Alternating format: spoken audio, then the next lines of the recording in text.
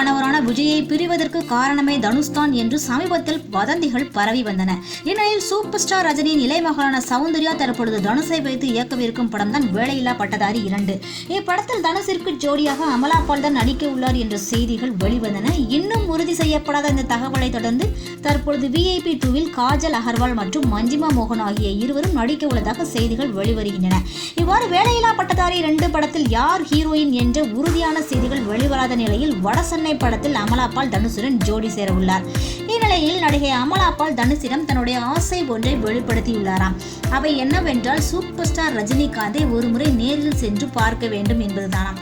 இதுதான் தன்னுடைய நீண்ட நாள் ஆசை என்றும் இதுநாள் வரை இதை நான் வெளிப்படுத்தவில்லை, தற்பொழுது அதற்கான சந்தர்ப்பம் வந்ததால் தெரிவிக்கிறேன் என்றும் கூறியுள்ளாராம். ஆனால் இந்த ஆசைக்கு தனுஷின் பதில் என்ன என்று தெரியவில்லை.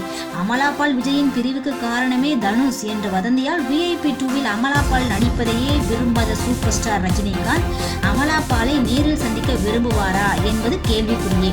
மேலும் இதேபோல் சுவாரஸ்யமான செய்திகளை உடனுக்குடன் தெரிந்து கொள்ள தமிழ் சினி டிப்ஸ் சேனலை சப்ஸ்கிரைப் செய்யுங்கள். நன்றி.